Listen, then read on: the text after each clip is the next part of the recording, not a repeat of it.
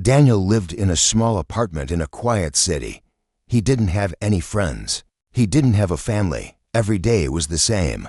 He woke up, worked on his computer, ate dinner alone, and went to bed. His life felt cold and empty. The world had changed. People didn't go outside much anymore. They stayed at home and used machines for everything: cooking, cleaning, even talking. Many people bought smart pets, small robots that looked like cats, dogs, or birds. These pets could speak, play games, and follow commands. One night, Daniel sat in the dark with his eyes on a glowing screen. He scrolled through websites, looking for something new, something different. Then he saw it. A strange ad popped up on the screen.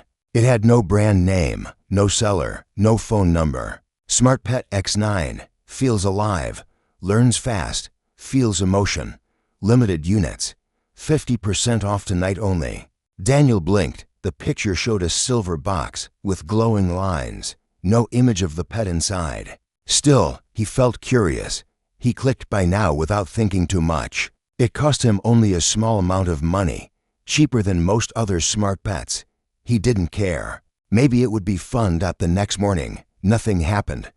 But that night, round 2:30 a.m., someone rang his doorbell. Daniel opened the door slowly. No one was there, only a box. It wasn't like any delivery box he had ever seen. It was smooth, silver, and cold. It hummed quietly, like it was alive. There were no words, no logos, just a small red button on top. Daniel picked it up and took it inside. He placed it on the floor. The humming grew louder. He pressed the button. The top of the box opened slowly. A soft light came from inside, like moonlight. Mist rose out of the box, making the room feel colder. Inside was a person. No, not a person. A small girl, maybe 12 or 13 years old. She had glowing silver hair and light blue skin. Her eyes were closed. She didn't move. She wore a strange white suit made of soft, shiny material. Daniel stepped back in shock. "What is this?" he whispered. Suddenly, a robotic voice came from the box, cold and mechanical. Subject delivered. Type X9. Status sleeping. Instructions: provide care. Do not abandon. Violation will lead to penalty. Daniel stared at the girl. Was she a robot? A clone? An alien? He didn't know what to do. He didn't touch her. He didn't move. He just stood there, frozen. Then her eyes opened. Bright silver eyes. She looked at Daniel for a moment. No fear, no anger, just curiosity. Then, she sat up slowly. Daniel's voice trembled. "Who are you?" The girl looked around the room. She blinked slowly, then pointed to herself and said, softly, "X9." Her voice was soft and clear, but strange, like she was learning to speak. Daniel felt his heart beat faster. This was not a pet. This was not a machine. This was something else. He stepped back again. I didn't order this. I thought you were a toy, a smart pet." The girl tilted her head, confused. Then she smiled, just a little, suddenly. The robotic voice spoke again from the box, warning, "X9 must not be returned. She is imprinted. Bond started. Removing her now will result in system shutdown." "Shutdown?" Daniel whispered. "Of subject." Daniel stared at the girl. She looked at him with gentle eyes. She was alive. He didn't understand who sent her. He didn't understand why he was chosen. But he knew one thing now. He was responsible, whether he wanted to be or not. The girl stood up slowly, still weak. She took a small step forward, then held out her hand. Daniel hesitated. Then, finally, he reached out and held her hand. It was warm. Alive. The humming sound from the box stopped. The light faded. The lid closed by itself. The robotic voice spoke one last time. Care mode activated. Bonding process started. Protect the subject. Daniel looked at the girl, the alien girl, and took a deep breath. He had no idea what he had brought into his home, but his quiet, lonely life was now over. Forever. Daniel didn't sleep that night. He sat on the couch while the strange girl sat quietly on the floor, looking at him without blinking. Her eyes glowed faintly in the dark, silver and soft, like tiny moons. The apartment felt colder, but not from the air, from the unknown. She had said only one word, X9. He didn't know what it meant.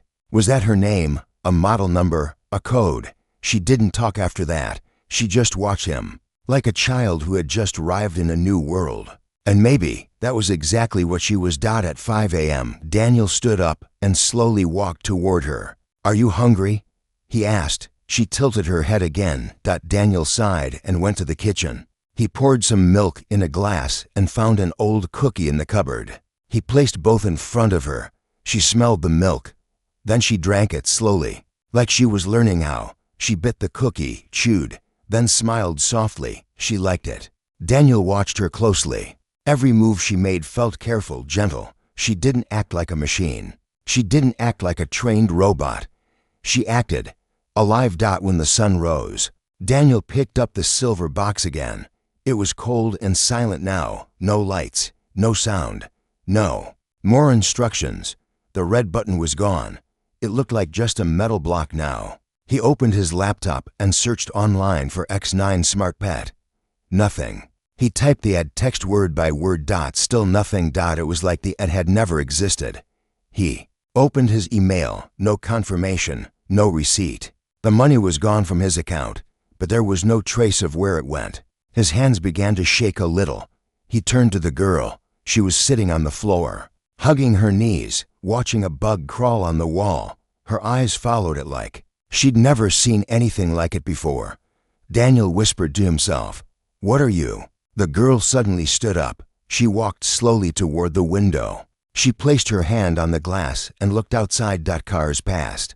People walked. Life continued. She whispered, almost too softly to hear, "Blue sky." Daniel stared at her. "You've never seen the sky before." She nodded slowly. He walked closer. "Where are you from?" She didn't answer. Instead, she touched his chest lightly, right over his heart, and said, "Safe?" Daniel froze. That word, how did she know it? What did she mean? Then she pointed to herself. X. He shook his head. "No, that can't be your real name. It's just a code." She looked down, silent. Daniel sat down beside her. "Do you remember anything?" "A place, people, a ship." She thought for a long time, then spoke slowly. "Dark, cold, voices, lights, then box, sleep." That was all. Daniel felt a heavy weight in his chest. Whoever she was, whatever she came from, someone had put her inside that box, like cargo. Like an object, but she was no object. He could see the fear in her eyes when she tried to remember.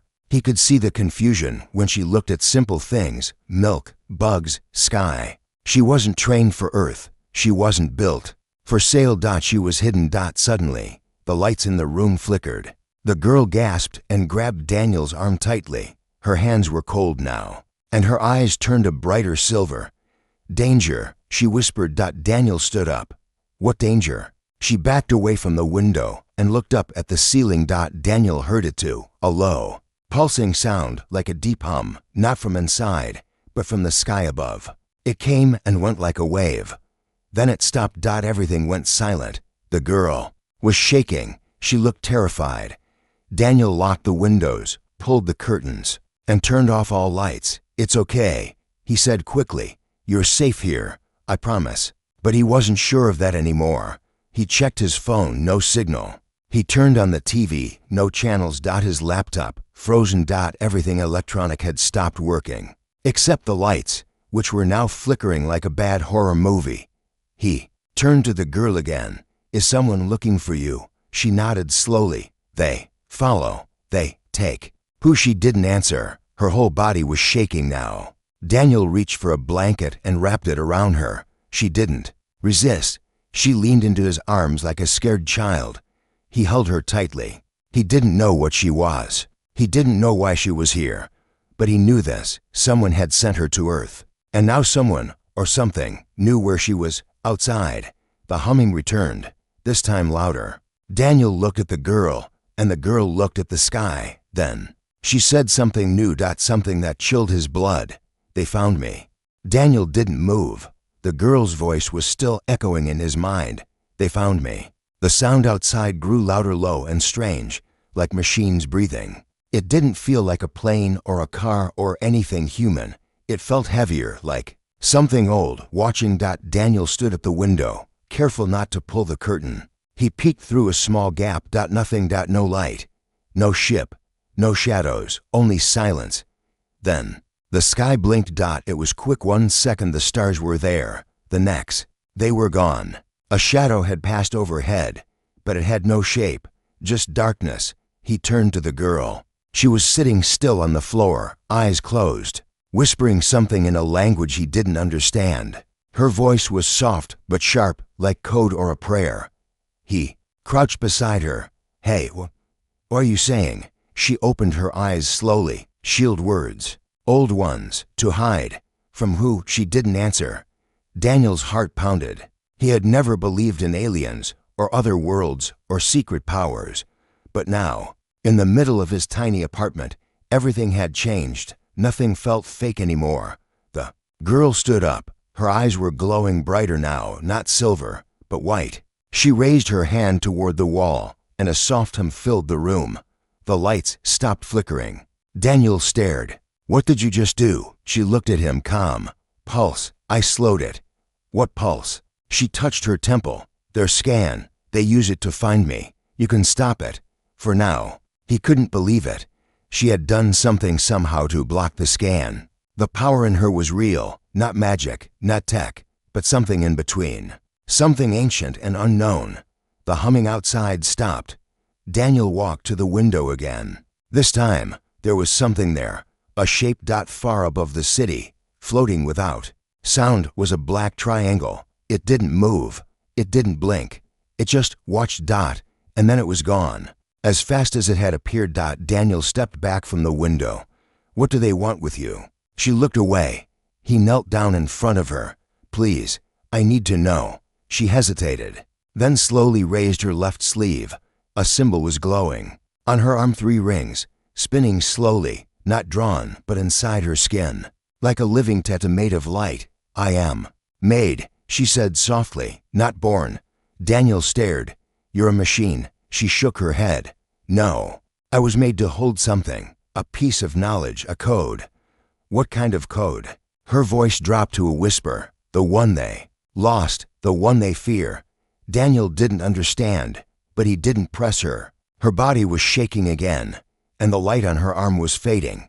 Whatever power she had, it was limited. "You need rest," he said. "No," she whispered. "They will return. If they find you, they erase, mind, memory, house, all gone, like never lived." Daniel felt sick. He thought of the neighbors, the street outside, the whole city. Were they all at risk? He stood up. "We have to leave." She looked up. "Run?" "No, hide. Somewhere with no signals, no machines. Maybe an old cabin. The mountains." She nodded. "Earth is big. I know a place," Daniel said. "I went there as a kid. It's deep in the woods." He grabbed his bag, threw in clothes, a flashlight, batteries. He reached into his drawer and pulled out a small black box, the kind people use to block signals. He didn't know if it would help, but it was all he had. "Can you walk far?" he asked. She stood slowly. Yes. They moved quickly. No lights, no sound. Daniel used the back stairs. Through the old fire escape. The city was quiet. Too quiet. No dogs barking. No cars. No wind. Like everything was holding its breath.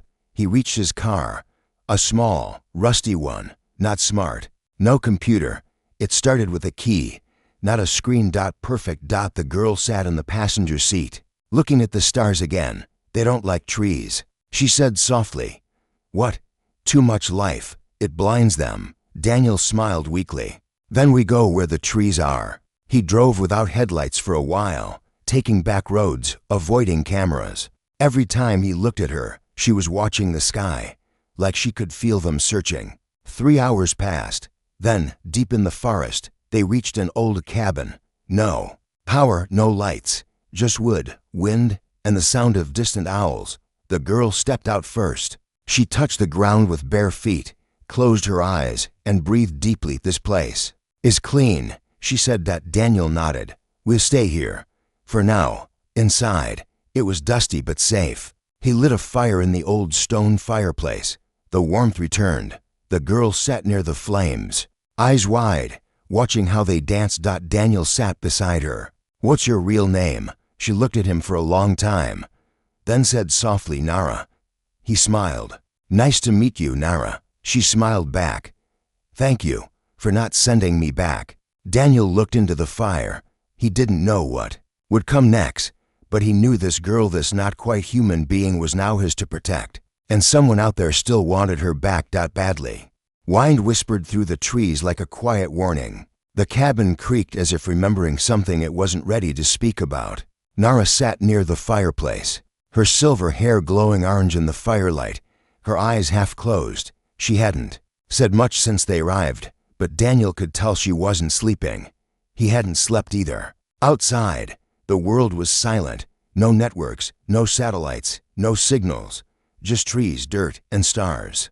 Exactly what he had hoped for. But peace was not what he felt. He watched her from across the room. She sat cross-legged, unmoving, listening. Not to him, not to the forest. To something else. He stood quietly and walked to the old kitchen. The faucet didn't work. The power was off. He filled a cup from a bottle of water and brought it to her. She looked at it, took it with both hands, and nodded. "Thank you," she said, her voice low. Daniel sat down nearby, keeping space between them. "Do you always listen like that?" She looked up. "They use sound." "You mean language?" "No, not words. Waves, energy. They send thoughts like pressure. It touches my bones." He swallowed. "Can you feel them now?" She shook her head. "No, forest is loud. It hides me, but not forever." Daniel leaned back against the cold wall. "Then we rest now. Think later." She tilted her head. "You are not afraid?" "I'm trying not to be." She looked into the fire. "They have no fear, only mission." He rubbed his face with his hands. "What is their mission? What do they want?" She didn't answer right away. "Then I carry a key, not metal, not digital, a living pattern." Daniel stared at her. "What kind of pattern?" She touched her chest. "One that ends them. A memory they erased from their world. I hold it. In me. That's why they want you. They lost something long ago. They became machines after. Cold, empty. I was made to bring back the part they destroyed. If I live, they die. If they catch me, the last piece is gone." Daniel was silent. He had thought he was just helping someone escape, hiding a girl, keeping her safe. But now he understood. She wasn't just valuable. She was dangerous. He stood up and walked to the window. Outside, moonlight hit the trees like silver dust. The forest moved gently, like it was breathing. He heard something, not from far, from near. Footsteps. Soft, slow, careful. He turned quickly. Nara was already on her feet. She whispered, "Too soon." Daniel grabbed the flashlight but didn't turn it on. He moved to the door, leaned close, and listened. Nothing. Then a knock. 3 short taps. Then silence. Daniel's heart froze. Another knock. But different. One long, one short. Then again. A pattern, not human. He looked at Nara. "Do they knock?" She was pale. "They test, copy behaviors, trick." The doorknob turned. Daniel stepped back, suddenly. The knock came again, this time from the back door. Then from the window. 3 knocks, in 3 places. Not loud, not angry, just there. Nara backed toward the fireplace. "They learned me." "What does that mean?" "They took pieces of me before. They remember my shape. They copy." Daniel reached into his bag and pulled out a small metal rod, something he had kept from an old toolbox. It wasn't much, but it was solid. He whispered, "Do they bleed?" "No," she said. "They don't die like you." He swallowed hard. The front door creaked. Something was pressing against it. Then it stopped. The silence returned deeper. Then before. Daniel held his breath. A voice came through the wood. A child's voice. Soft, familiar. "Daniel, help me." He looked at Nara in shock. "That's my sister's voice." He whispered, "She died years ago." "They use memory," Nara said. "They search inside." "How? You let them?" He backed away from the door. "There. In my mind, they don't need to break it. Just touch, feel. You think of someone. They were the face." The voice came again. "Daniel, please open. I'm cold." He shut his eyes tight. "It's not her." He turned to Nara. "What do they really look like?" She paused. You will see when they fail to hide. The front window shattered. Daniel jumped back. A shape climbed through, tall, thin, skin like wet plastic. Its eyes were wide, glowing faint blue. But wrong. Dead. Its face changed as it moved. His mother, then a stranger, then himself. Stay away. He shouted. Nara stepped in front of him. The thing paused. She spoke words Daniel didn't understand, sharp, slicing sounds like wind and metal. The creature shrieked. Steam rose from its skin. It fell to the floor, twitching, melting into black. Miss. Gone. Nara collapsed. Daniel caught her. What did you do? Called old code, she whispered. Cost me energy. Must sleep. Her skin was cold, her glow fading. Daniel held her tightly. I won't let them take you. Her voice was barely a breath. They're many. I don't care. She looked up at him. Then you'll need to become more than human. Daniel blinked. What? But her eyes had closed. Outside, in the dark, more footsteps came. Daniel didn't run. He couldn't. The footsteps outside grew louder, like a soft army moving across dead leaves. The trees didn't shake, and the wind didn't howl. But the air felt heavy, as if something invisible had taken control of the world. He sat on the floor, holding Nara in his arms. Her breathing was shallow, slow. The glow in her skin was almost gone. Her warmth was fading. She had saved him, and now she was breaking. Daniel looked around the cabin. Old walls, no signal, no weapons, just shadows and silence. He needed to do something, anything. He gently laid Nara on a blanket near the fire, then stood. The window was still broken from the creature that had taken his sister's voice. The black mist it left behind had vanished. No blood, no trace, like it had never existed. But it did, and more were coming. He opened the trapdoor beneath the cabin floor. An old storm cellar. Just dirt, stone, and darkness. But it would have to do. He lifted Nara carefully and placed her inside. She didn't wake. Her skin flickered like a dying star. He whispered, I'll be back. Just hold on. Then he closed the trapdoor and covered it with a rug and an old wooden chair. Another knock came. Not loud, not soft, just patient, this time. Daniel didn't hide. He walked to the door and pulled it open. No one was there, only a shape in the distance. It stood between the trees, tall and still. Its body was made of shadows, and its eyes were to small lights, pale white and watching. Daniel stepped outside. The air was too still, too cold. He felt something press against his thoughts, like a question without words. The shape didn't move, but it was speaking to him, not through sound, but through memory. His father's voice, his childhood laughter, the face of someone he once loved and forgot. The shape reached into his head and pulled out pieces he didn't even know were missing. He clenched his jaw. Stop. The shape didn't react. It only watched. Then a voice spoke from inside his mind, not his own, but made of many. You are not the target. I don't care. You are not made to protect her. I will anyway. She is stolen. She is free. She is property. She is alive. The shape took one step forward. Daniel picked up a heavy branch from the ground. It wasn't much, but it was real, solid, human. She chose me, he said. You are weak. The voice replied.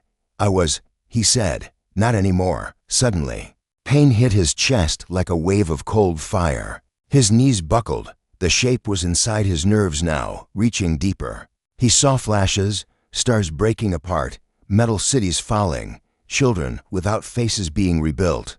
Then he saw her, Nara, floating inside a glass chamber, her eyes closed, her body glowing. He saw machines around her, speaking in strange symbols. They had made her. They had broken others before her. She was not the first, but she might be the last. The pain vanished. Daniel dropped to the ground, gasping. The shape turned and walked away, not defeated, not afraid. It didn't need to stay. It had shown him enough. Now he knew what Nara truly was. She wasn't just carrying knowledge. She was knowledge living, breathing memory of a time before their empire. A piece of what they once were when they still felt, still hoped. She was their mistake, and they wanted to erase it. Daniel stood slowly, his vision blurred, his body shook, but he moved forward. Back into the cabin. Back to the trap door. He opened it, climbed down. She was still there. Barely. He held her hand. I saw it. I saw what you are. She opened her eyes, just a little. He whispered, they fear you. Because you remind them. Her lips moved without sound. He leaned closer. She whispered, they forgot. I remember. He nodded. Then I'll help you remember more. He pulled out the signal blocker from his bag. It had a small chip inside, designed to jam weak frequencies. But if reversed, it could amplify them. If she used her voice again, if he could help it reach far enough, maybe someone would hear her. Not the machines, but something older, something waiting. He connected wires, rewired the power from his flashlight, and gave it shape. It wouldn't last long, but maybe it didn't need to. He placed the device beside her and looked her in the eyes. Can you still speak the code? Only once. Then once is enough. He pressed the button. The device hummed. Nara sat up slowly. Her eyes glowed again, brighter than ever before. She spoke. The sound was not human. It was not loud, but it was deep, low, and full of sorrow, like stars weeping. Daniel felt it in his bones, in his memories. It shook the cabin. It shook the sky. Then, silence. Total silence. The trees outside didn't move. No footsteps. No knock. The air had changed. Something had heard her. Nara collapsed in his arms. But this time, her chest rose again. Slowly. Alive. And somewhere, far above the earth, something began to awaken. Nara was still, her body faintly glowing like warm ice. Daniel held her, not knowing if the light meant life or something else. Her skin no longer felt cold, but it didn't feel human either. It felt like she had changed again. The device beside her was silent now, burned out. The wires had melted. Whatever signal they sent, it was gone into the stars. There was no way to know if anyone or anything had received it. Daniel touched her cheek. You're safe. You did it. Her eyes opened slowly. They heard me. Who? He asked. She looked up at the wooden ceiling as if she could see through it. The others. Daniel's stomach tightened. More like them. She shook her head. No, before them. Before machines. Before silence. He didn't understand. He wanted to, but he couldn't yet. Are they dangerous? She thought. For a moment, only to the ones who forgot how to feel. She tried to sit up. He helped her. Her strength was returning faster now. Her movements were smoother, her eyes clearer. She seemed taller, older, as if time had skipped ahead inside her. You're changing, Daniel said. I am remembering, she replied. Pieces returning. My shape was not finished. He stared at her. What are you becoming? She looked at him for a long time. Whole, outside, the sky began to ripple just a little. Not enough for the world to notice, but enough for her. She turned her head sharply. They are calling for help, reinforcements. Daniel felt fear rise again. How many? They will not send ships, not yet. They send something worse. He stood. What's worse than them? She looked down. Us. His breath caught. You mean, others like you? She nodded. Prototypes. Broken ones. They made many before me. Failed designs. Fractured minds. Some still live, and now they're coming here. They are faster, stronger, but they have no self, no choice. Daniel clenched his fists. Then we stop them. You can't fight them. I don't have to win. I just have to slow them. She stood beside him. Her glow grew brighter. You would die for me? She asked. He looked at her. I didn't know you yesterday, but now you're the only real thing in my life. She placed a hand on his chest. Then I give you part of me. He felt something warm pass into his body. Not pain, not heat, just connection. His thoughts sharpened. His vision cleared. He could feel her like she was inside his heartbeat. What did you do? I shared memory. A fragment. You are now a keeper, too, of the code. No, of the choice. The ground trembled. Far off, deep in the forest, something moved. Heavy, fast. Not a machine. Not an animal. Daniel turned to her. We make our stand here. No, she said. We go forward.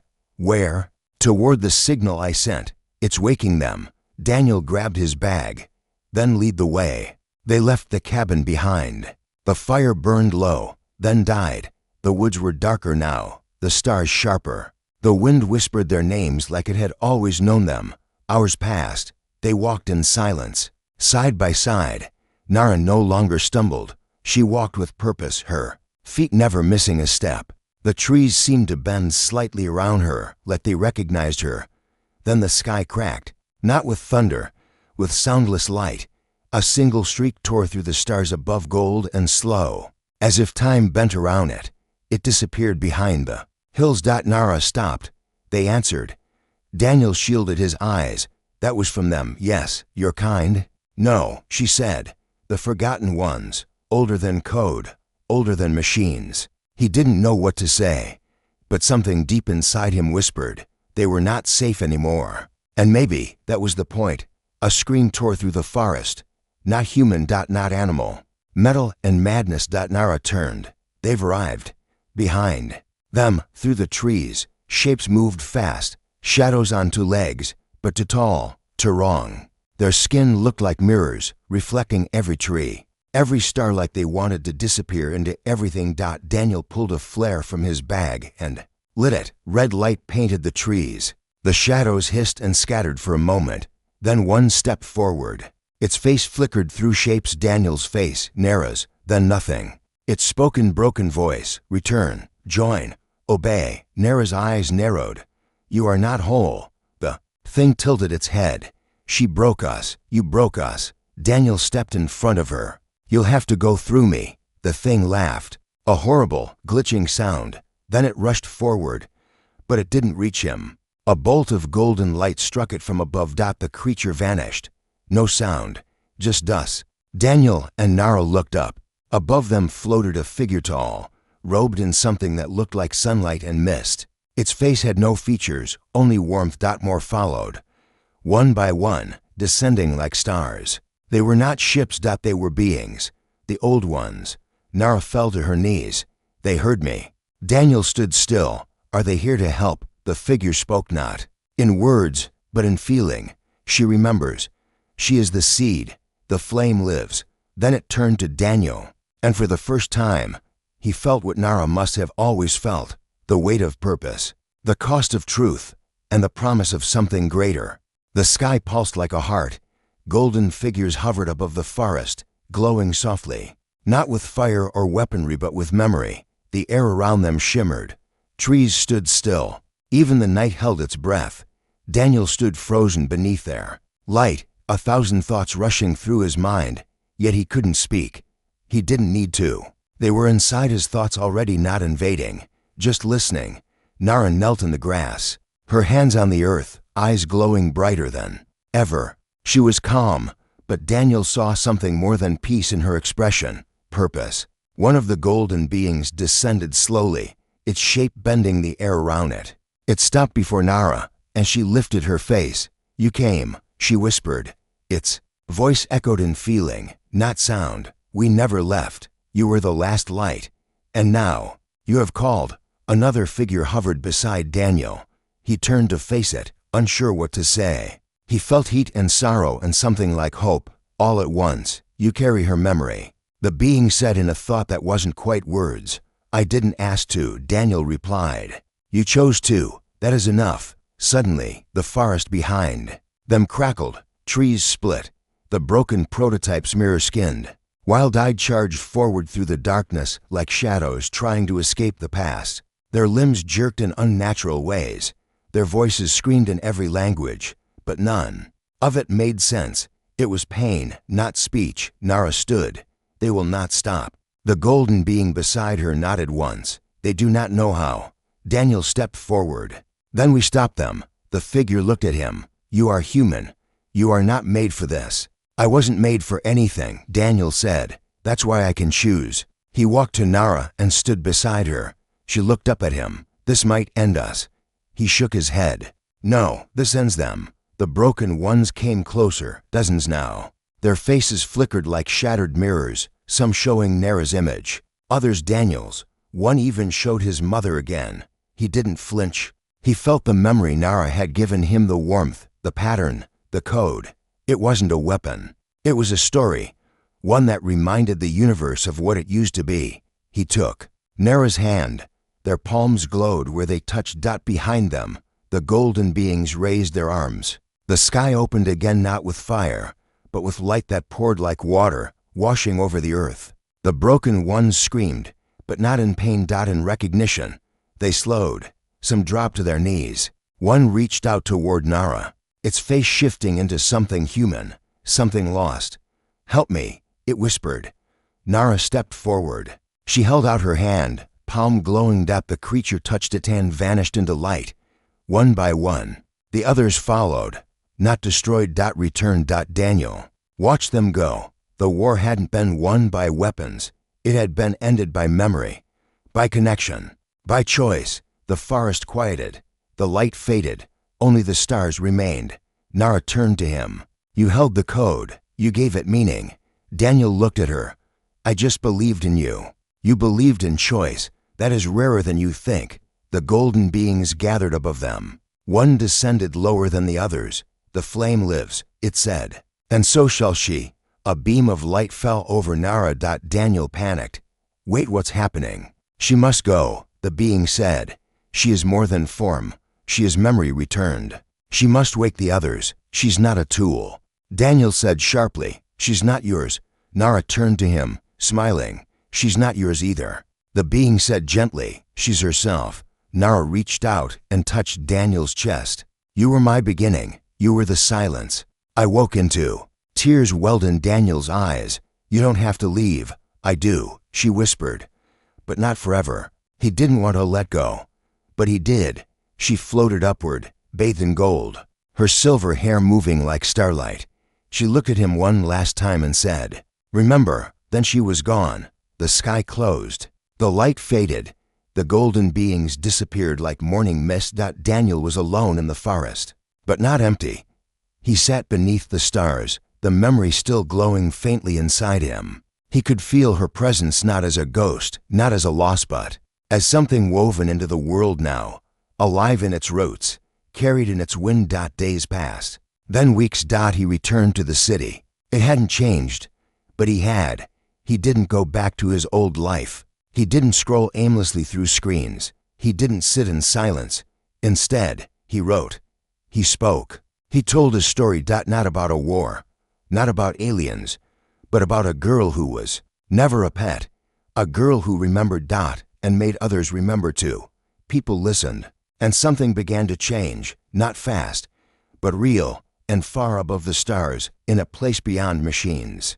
Nara stood beneath a sky of memory, watching over a new world that was slowly waking up. One choice at a time.